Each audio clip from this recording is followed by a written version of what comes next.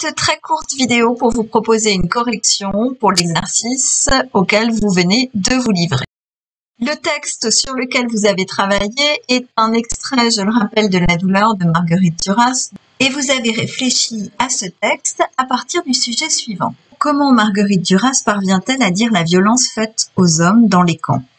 La première étape de votre travail, c'est évidemment l'analyse du sujet. J'y passe un peu de temps parce que c'est vraiment l'étape primordiale, celle qui vous assure, de bien être dans les limites du sujet, de ne pas être hors sujet, et 2, si cette étape est bien menée, finalement le plan en découle de façon évidente par la suite.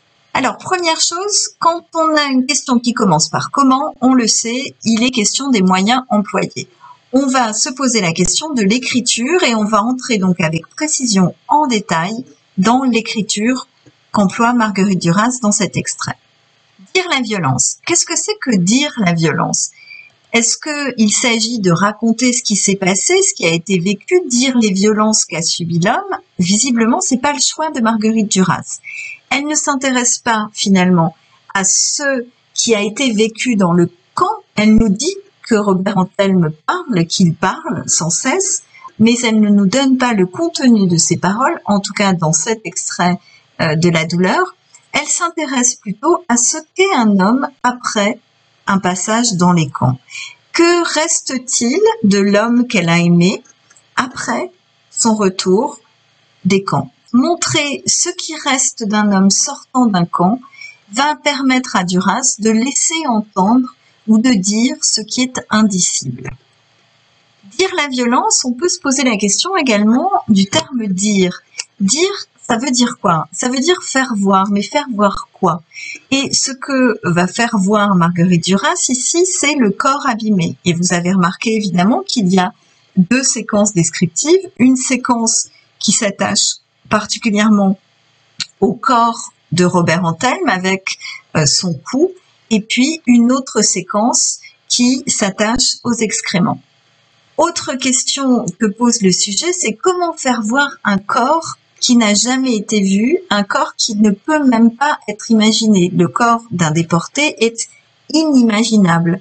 Et pour ce faire, quel est le moyen dont on dispose en général en littérature, moyen dont dispose Marguerite Duras et qu'elle va utiliser, ce sont les images. Et je pense en particulier à l'image du lierre, à l'image du papier de cigarette pour évoquer la transparence de la peau et à l'image des marécages pour évoquer l'odeur des excréments de Robert Antelme.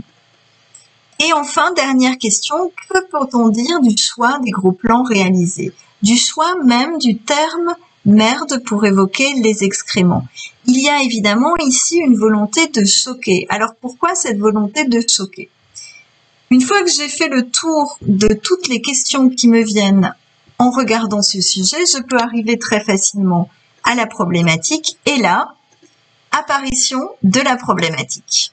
L'apparition de la problématique, je vous le concède, est un petit peu théâtrale, mais il faut bien que je trouve des moyens de m'amuser alors que je parle, je vous le rappelle, à un écran.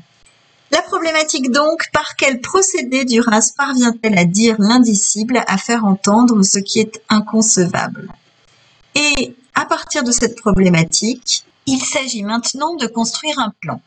Pour composer ce plan, je m'appuie sur à la fois les remarques que j'ai pu me faire en étudiant le texte et les questions qui ont guidé l'élaboration de ma problématique.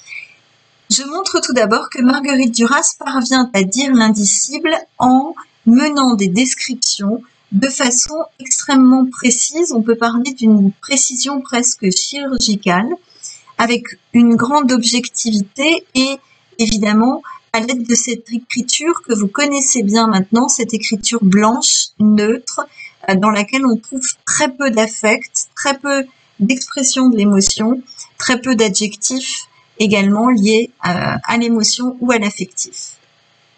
Deuxième axe, je vais m'appuyer sur les images qui permettent la représentation mentale.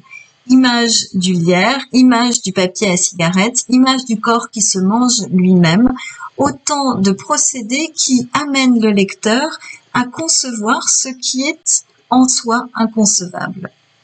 Enfin, dernier axe, Marguerite Duras va parvenir à dire l'indicible en employant une écriture qui va violenter le lecteur.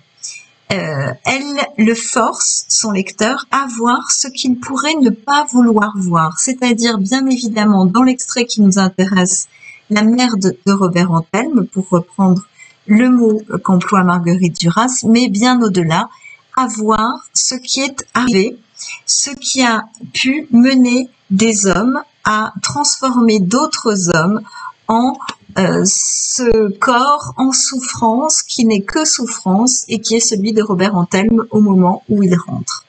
Voilà, nous en avons terminé pour aujourd'hui. C'était un texte d'une grande difficulté, un texte également d'une grande beauté, une beauté insoutenable en quelque sorte, et un texte que Robert Antelme reprochera d'ailleurs à Marguerite Duras, puisque il lui reprochera d'avoir jeté en pâture un petit peu ce corps, voire même d'avoir esthétisé finalement un corps qui portait la trace de cette destruction de l'humanité qu'on avait essayé de lui faire subir.